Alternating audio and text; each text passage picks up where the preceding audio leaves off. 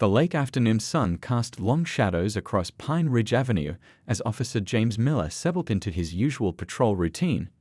He'd been working this upscale neighborhood for 3 years now, knowing every corner, every regular face, and, as he liked to believe, every car that belonged there.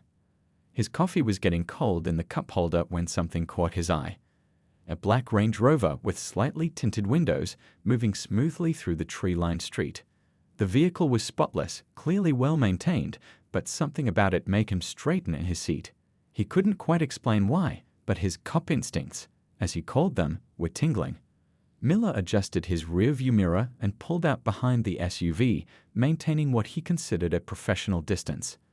The vehicle's driver, he noticed, was doing everything by the book: perfect speed, proper signaling, complete stops. Almost too perfect, he thought to himself.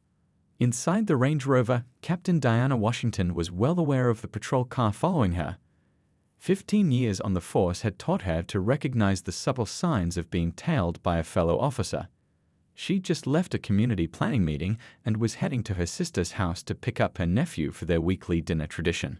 She checked her mirrors again, noting how the patrol car had been following her for the past 3 blocks. A familiar weight settled in her stomach, a feeling she knew all too well, both as a police officer and as a black woman.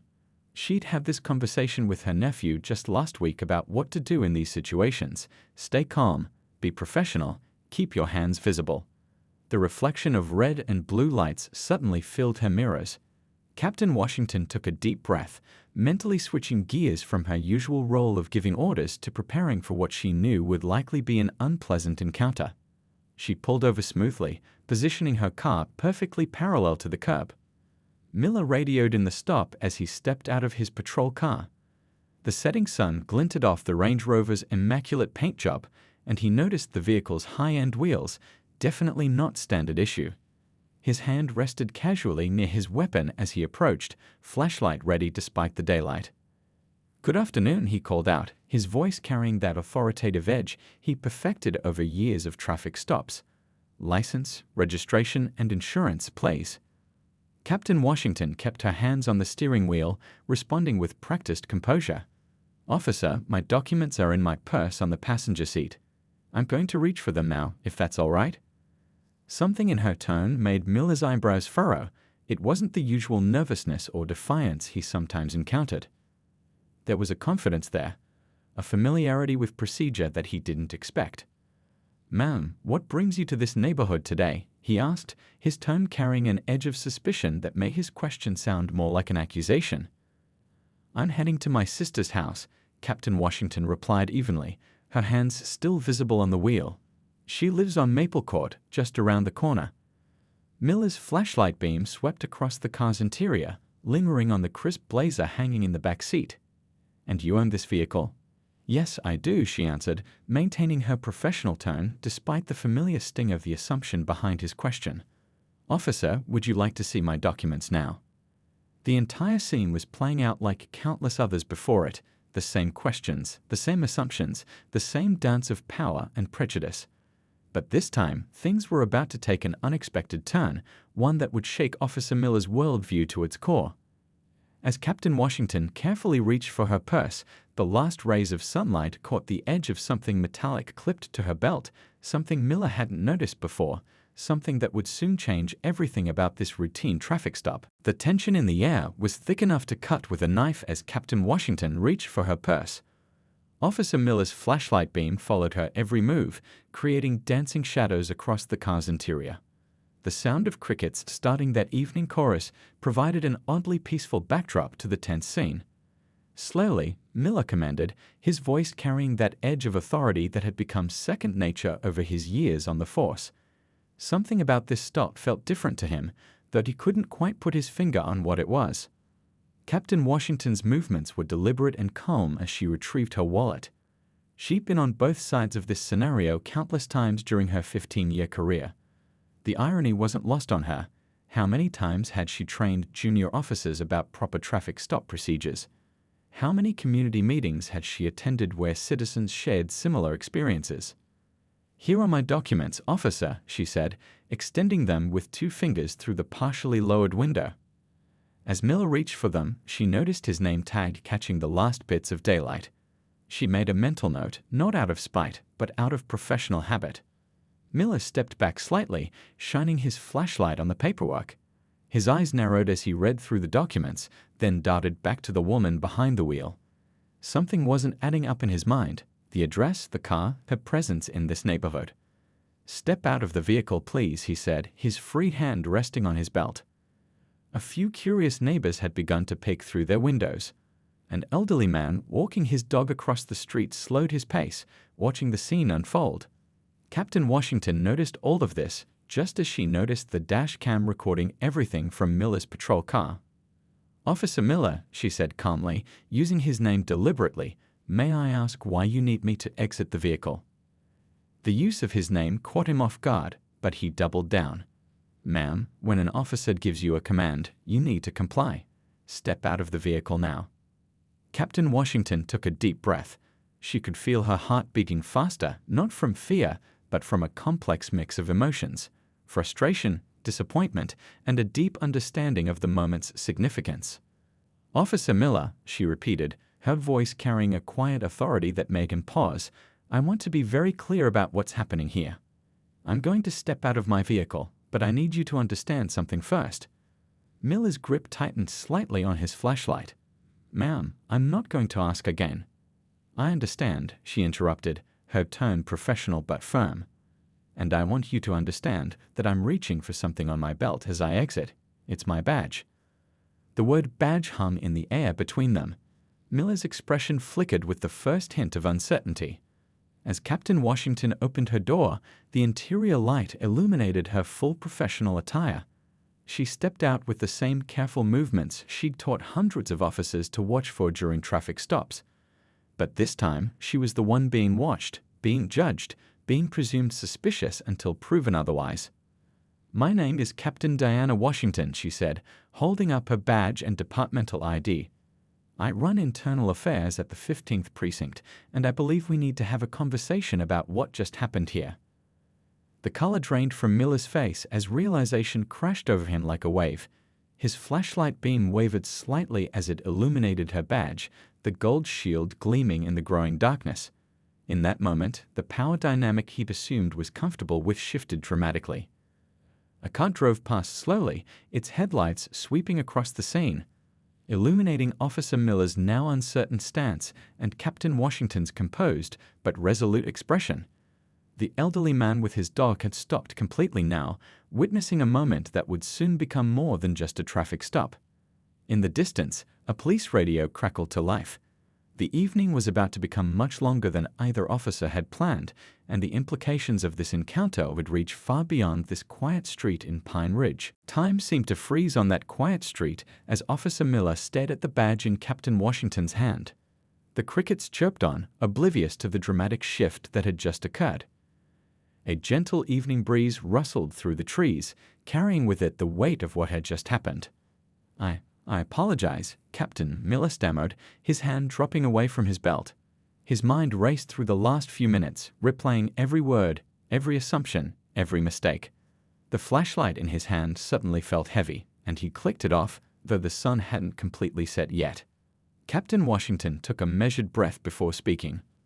"Officer Miller, I'd like you to radio your supervisor. Ask them to come to this location." Her voice was calm but carried the unmistakable weight of authority.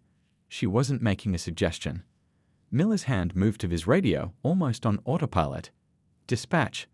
This is Unit 247, requesting supervisor presence at my location." His voice cracked slightly, and he had to clear his throat before giving the cross streets.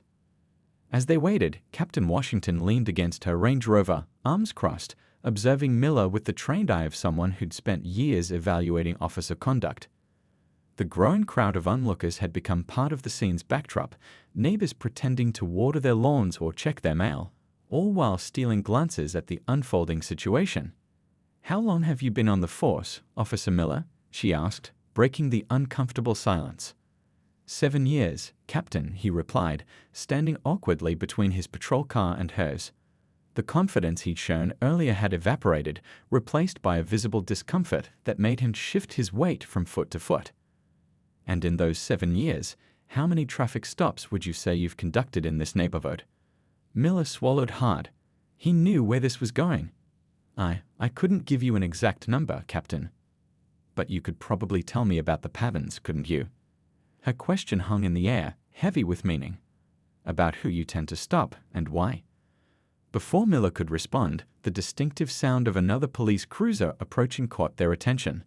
Sergeant Thompson's car pulled up, its headlights illuminating the scene in harsh white light. The sergeant stepped out, immediately sensing the tension in the air. "What's the situation here, Miller?" Thompson asked, approaching with a questioning look. Then he noticed Captain Washington and stopped mid-stride. Recognition flickered across his face. He'd seen her speak at last month's department-wide meeting about community relations. "Good evening, Sergeant," Captain Washington said, straightening up. "I was just having an interesting discussion with Officer Miller about traffic stop procedures in your precinct." Her tone was professional, but the implications were clear. Thompson's eyes darted between his officer and the captain, quickly piecing together what must have happened. "Captain Washington, I apologize for any inconvenience." "This isn't about inconvenience, Sergeant," she interrupted, her voice firm but not unkind. "This is about patterns and practices. This is about the kind of policing we do, and the kind we should be doing." A group of teenagers on bikes had stopped across the street, phones out, probably recording. Captain Washington noticed them but didn't say anything. Sometimes, she thought, these moments needed witnesses. "Officer Miller," she turned back to him, "you're probably wondering what happens next." She pulled out her business card and handed it to him. "Tomorrow morning, 9 a.m., my office. We're going to have a longer conversation about this, but right now, I need to go pick up my nephew. He's probably wondering where his aunt is." The mention of her nephew, the normal, human reason she'd been driving through this neighborhood in the first place, seemed to hit Miller hard. He took the card with slightly trembling fingers. "And Sergeant," she added, turning to Thompson, "I'll need your unit's traffic stop data for the past 6 months. All of it. Have it on my desk first thing tomorrow." As Captain Washington got back into her Range Rover, she caught a glimpse of Miller's face in her mirror. He looked shell-shocked, like someone who'd just had their entire worldview challenged in the space of 15 minutes. Which, she reflected as she started her engine, was exactly what had happened. The sun had finally set completely, and the streetlights had flickered on, casting long shadows across the pavement. As she drove away, Captain Washington could see in her rearview mirror the sergeant talking intensely with his officer. She knew this wouldn't be the end of it. It was just the beginning of a much larger conversation. The next morning arrived with the kind of heaviness that follows life-changing moments. Officer Miller sat in his car outside the Internal Affairs building, gripping his steering wheel so tight his knuckles had turned white. He'd arrived 30 minutes early, unable to sleep much the night before, replaying the traffic stop over and over in his mind. The building loomed before him, its glass windows reflecting the morning sun. Inside his pocket, Captain Washington's business card felt like it weighed 100 pounds. He'd read it so many times last night, he'd memorized every detail. His phone buzzed, a text from his wife. "Remember what we talked about? Listen first, then speak. Love you." She'd stayed up late with him, listening as he poured out his thoughts, his fears, his realizations about yesterday's events. The elevator ride to the 5th floor felt like it took hours. Each ding at every floor made his heart jump a little. When he finally reached Captain Washington's office, he found her already waiting, 2 cups of coffee sitting on her desk. "Come in, Officer Miller," she said, gesturing to the chair across from her. "Cream and sugar are on the side if you need them." This simple act of consideration, having coffee ready, caught him off guard. He'd expected a cold, formal disciplinary meeting. "Thank you, Captain," he managed, his voice slightly hoarse. He added cream to his coffee, mostly to have something to do with his hands. Captain Washington took a sip from her own cup before speaking. "Before we start, I want you to understand something. This meeting isn't about punishing you. It's about growth." She paused, letting that sink in. "Tell me what you've been thinking about since yesterday." Miller stared into his coffee cup. I couldn't sleep last night," he began, his voice barely above a whisper. "I kept thinking about how many times I've done this. How many times I've made assumptions without even realizing I was making them." Outside the office window, A bird landed on the ledge, pecking at its reflection. The mundane sight somehow made the moment feel more real. You know what really got to me? He continued, finding his voice. When you mentioned your nephew. I have a nephew too. He's 12. And I started thinking about what I'm teaching him through my actions, not just my words. Captain Washington nodded, letting him talk. Her office was quiet except for the gentle hum of the air conditioning and the distant sound of phones ringing some way down the hall. I've always told myself I was doing good police work, Miller went on, his coffee forgotten. I called it instinct, experience. But yesterday, he finally looked up at her. Yesterday showed me something different about myself, something I'm not proud of. Captain Washington leaned forward slightly. That discomfort you're feeling, that's where change begins. But it's not enough to feel bad. We need to turn this into action. She pulled out a folder and opened it. Inside were statistics, graphs, and reports. These are the traffic stop numbers from your precinct. Look at them carefully. What patterns do you see? As Miller looked through the data, his face fell further. The numbers told the story he'd been part of but never fully acknowledged. Each page seemed to weigh more than the last. Here's what's going to happen, Captain Washington said after giving him time to process the information. You're not being suspended. You're not being fired. Instead, you're going to help me make changes. Miller looked up, surprise evident on his face. For the next month, you'll be working with our community outreach program. You'll attend community meetings, not as security, but as a participant. You'll hear stories from people in the neighborhoods you patrol. And most importantly, you'll share your own story about yesterday. My story. Miller's voice cracked slightly. Yes, because what happened yesterday, that moment of realization you had, other officers need to hear about it. They need to hear it from someone like them, someone who's been where they are. A knock at the door interrupted them. Sergeant Thompson entered, carrying a thick folder, the traffic stop data Captain Washington had requested. Perfect timing, she said, taking the folder. Officer Miller, I'd like you to help analyze this data. Sometimes numbers tell stories we need to hear.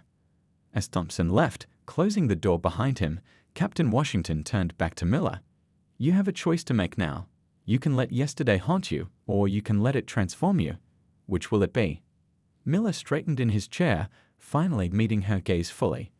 I want to do better, he said, his voice stronger now. I need to do better.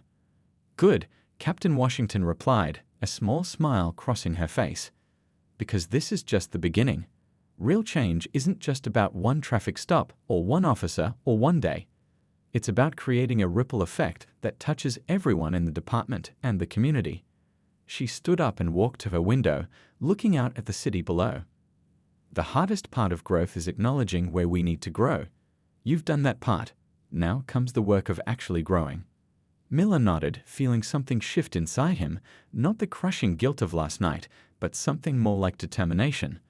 The morning sun had risen higher now, filling the office with warm light, as if highlighting the path forward. 2 weeks after the traffic stop incident, the police department's largest conference room was packed wall to wall. Officers from every precinct sat shoulder to shoulder, the usual chatter notably absent. At the front of the room, Captain Washington stood next to a large screen, waiting for the last few stragglers to find their seats. By now, most of you have heard about what happened 2 weeks ago, she began, her voice carrying to every corner of the room. Today, we're going to talk about it openly and honestly. But first, I want you to hear from someone else. Officer Miller stepped forward from where he'd been standing quietly at the side of the room. The walk to the podium felt like the longest of his life. He could feel every eye in the room on him, could sense the mix of curiosity and judgment from his fellow officers. 2 weeks ago, he started, his voice shaky at first but growing stronger, I made a traffic stop that changed everything I thought I knew about myself as an officer. He paused, looking around the room. I saw a nice car in what I considered the wrong neighborhood and made assumptions. Assumptions that turned out to be not just wrong, but revealing of something deeper. In the back of the room, an older officer shifted uncomfortably in his seat. Others started looking at their hands or the floor, perhaps recognizing their own experiences in Miller's words. The easy thing would have been to write this off as a simple mistake, Miller continued. But Captain Washington showed me something different. She showed me data, our own data, that painted a picture I couldn't ignore anymore. Captain Washington clicked to the first slide, showing a graph of traffic stops broken down by demographics. The numbers spoke volumes, and a murmur ran through the room. "These aren't just statistics," she added, stepping forward. "Each of these numbers represents a person, a family, a story. And today, we're going to hear some of those stories." The door opened, and several community members walked in, people from the neighborhoods they patrolled every day. A respected church leader, a high school principal, a business owner, a retired veteran. Each had their own story to share about interactions with law enforcement. As they spoke, one by one, the atmosphere in the room began to shift. These weren't angry accusations or attacks. They were honest, personal stories that couldn't be dismissed or explained away. The retired veteran's story about being stopped 3 times in 1 month while driving his grandson to baseball practice hit particularly hard. "What we're doing today," Captain Washington said after the last speaker finished, "is not about blame. It's about awareness and change." Officer Miller could have lost his job over what happened. Instead, he's become part of the solution. She clicked to a new slide showing a comprehensive training program outline.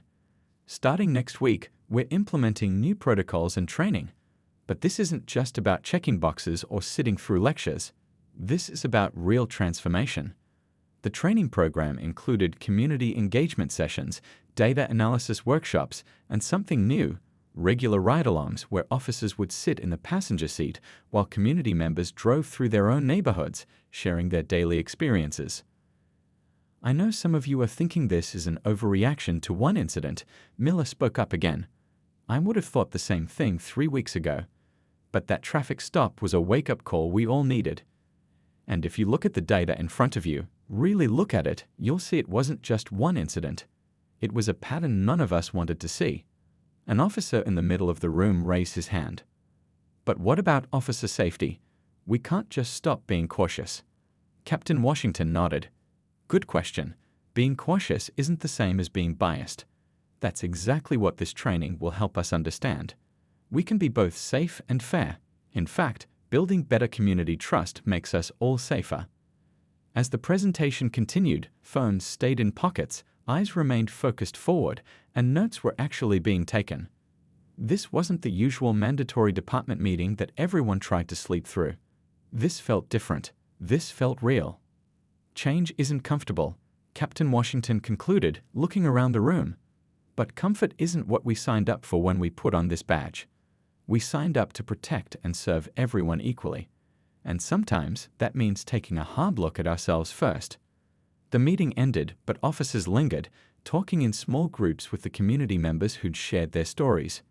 In one corner, Miller was deep in conversation with the retired veteran, both men leaning in, really listening to each other. Captain Washington watched from the front of the room, knowing this was just the beginning.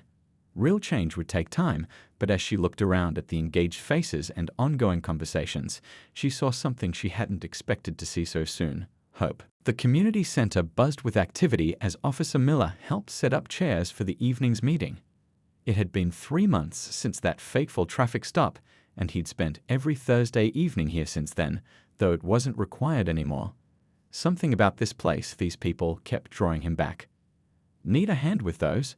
A warm voice called out. He turned to see Mrs. Chen, the owner of the local grocery store, already grabbing the other end of the table he was moving. They'd met during his first community session, where she'd shared her story about feeling unsafe calling the police after a robbery, fearing she wouldn't be taken seriously because of her accent. "Thanks, Mrs. Chen," he smiled, remembering how that story had stuck with him. "How's Tommy doing with his college applications?" She beamed at the mention of her son. "He's finishing his personal essay tonight. You know, he still talks about that ride-along program you organized for the youth group." The door opened, letting in a burst of cool evening air along with Captain Washington. She carried a stack of papers and what looked like photographs. Miller hadn't expected her tonight. She usually only attended the monthly meetings, not these weekly sessions. "Good turnout tonight," she remarked, setting her materials down. The room was filling up with a mix of faces Miller now knew well: shop owners, teachers, teenagers, and fellow officers who'd started coming voluntarily after hearing about these meetings. "We're trying something different today," Captain Washington announced once everyone was seated. She started passing around photographs, old ones from the looks of them. These are pictures from our community's history. I want us to talk about how things have changed and how they haven't. Miller found himself looking at a black and white photo from what must have been the 1960s. It showed a police officer helping a little kid fix his bicycle chain. Something about the simple humanity of the moment caught his throat. "My grandfather took that picture," an elderly man spoke up from the back. "He was a photographer for the local paper. That officer used to fix all the neighborhood kids' bikes. Didn't matter who they were or where they came from." The discussion flowed naturally from there. Stories emerged about how the community and police relationship had evolved over decades, the good and the bad, the progress and the setbacks. Miller found himself sharing too, talking about his own journey over the past 3 months. "You know what's funny?" he said, running his hand over his badge thoughtfully. "I used to think being a good cop was about how many arrests you made or tickets you wrote.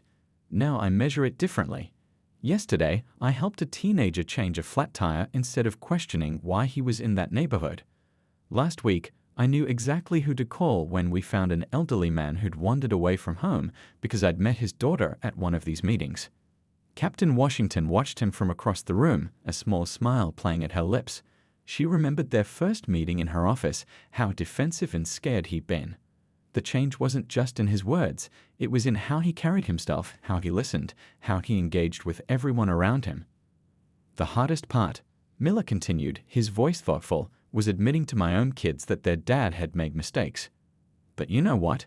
They respected me more for being honest about it. My daughter even did her school project on community policing because of all this." A young officer who'd recently started attending raised his hand. "But how do you balance it all? Being careful but not prejudiced, being authoritative but not aggressive." Miller nodded, understanding the struggle behind the question. "It's like learning to write with your other hand," he said. "At first, it feels awkward and unnatural. You make mistakes, but eventually it becomes normal. You realize you can be both safe and fair, both cautious and respectful." The discussion continued as the sun set outside, casting long shadows through the community center's windows. They talked about concrete changes, new protocols, better training, community involvement in police oversight. But they also talked about smaller things: coaching little league teams, attending neighborhood cookouts, knowing people's names and stories. Later that evening, as Miller helped stack the chairs, Captain Washington approached him. "You've come a long way," she said, handing him a folder. "How would you feel about leading the training session for the new recruits next week?" He took the folder, feeling its weight, both physical and symbolic. "You think they're ready to hear this from me?" "I think they need to hear it from you," she replied. "Sometimes the best teacher is someone who's walked the path they're about to take." As they locked up the community center, Miller paused to look at the neighborhood around him. The same streets he used to patrol with suspicion now felt different. He knew the stories behind the windows, the dreams behind the doors. His badge felt lighter somehow, even as his understanding of its responsibility had grown heavier. A group of teenagers rode past on bikes, calling out greetings by name. Miller waved back, remembering how different this scene would have played out just a few months ago.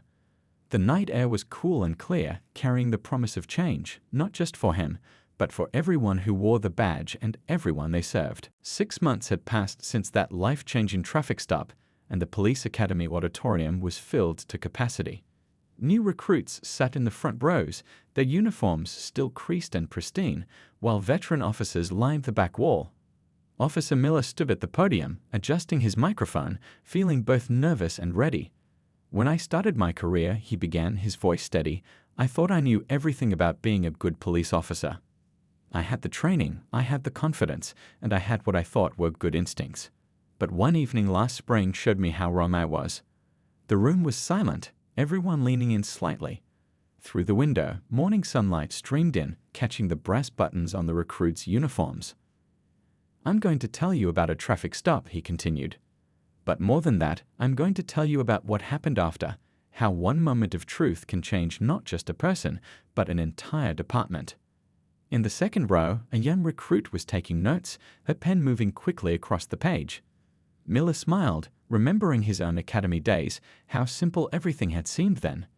"That evening, I pulled over a black Range Rover in an upscale neighborhood. The driver was a black woman in business attire. I made assumptions, a lot of them. Every one of those assumptions was wrong, and not just because she turned out to be Captain Washington from Internal Affairs. A few chuckles rippled through the room. The story had become somewhat legendary in the department, but not in the way such stories usually did. The easy part was being embarrassed. The hard part was what came next, really looking at why I made those assumptions and what that meant about how I was doing my job. He clicked to the next slide, showing statistics from before and after the department's new training program. These numbers tell a story. 6 months ago, our traffic stops showed clear patterns of bias. Today, those numbers look different. But the real change isn't in the statistics, it's in the stories behind them. Miller walked out from behind the podium, making eye contact with the recruits. Last week, I got a call from a teenager I'd helped with a flat tire months ago. He was thinking about becoming a police officer and wanted my advice. 2 days ago, Mrs. Chen from the grocery store invited me to her son's college acceptance celebration. This morning, I had coffee with a community leader who used to cross the street when he saw a patrol car coming. He paused, letting that sink in. These relationships didn't happen by accident. They happened because Captain Washington showed me a different way to serve. She could have had me fired or suspended. Instead, she saw an opportunity for real change. At the back of the room, Captain Washington stood quietly, watching. She'd come in partway through his presentation, not wanting to miss this moment. "You're starting your careers at a crucial time," Miller continued, addressing the recruits directly. "You have the chance to be part of something important. Being a good officer isn't just about enforcing the law, it's about understanding the community you serve. It's about seeing people as people, not as statistics or stereotypes." He clicked to another slide showing pictures from community events, officers playing basketball with kids, helping at a local food drive, attending neighborhood meetings. These photos were taken in the last 6 months. Every one of them represents a connection made, trust built, a bridge created. This is what real policing looks like. The presentation continued with practical examples, role-playing scenarios, and discussion of new protocols. But it was more than just procedure. It was a new way of thinking about what it meant to wear the badge. After the session, as the recruits filed out, many stopped to shake Miller's hand or ask questions. The energy in the room was different from any previous training session. There was a sense of purpose, of possibility. Captain Washington finally approached him as he wore. "Good session," she said, helping him collect his papers. "You know, when I pulled out my badge that night, I never expected it would lead to all this." Miller nodded, looking at the now empty auditorium. "I keep thinking about how different things could have gone. How different they did go for so many others." "That's why we keep doing this," she replied. "Every training session, every community meeting, every positive interaction, it all adds up." As they walked out together, they passed the academy's main entrance where the department's motto was engraved, "To protect and serve." The words seemed to carry new meaning now. Outside, the day was in full swing. A patrol car drove by, the officer inside waving to a group of kids walking to school. Across the street, an elderly couple chatted comfortably with another officer on their morning walk. "Small changes," Captain Washington said, watching the scene. "But they add up to something bigger." Miller touched his badge thoughtfully. "You know what my daughter said last night? She said she's proud to tell people her dad's a police officer. 6 months ago, I thought that pride came from power. Now I know it comes from service." The morning sun caught his badge, making it shine. It was the same badge he'd worn for 7 years, but somehow it felt different now, not just a symbol of authority, but a reminder of responsibility, of growth, and of the continuous journey toward being better tomorrow than we are today.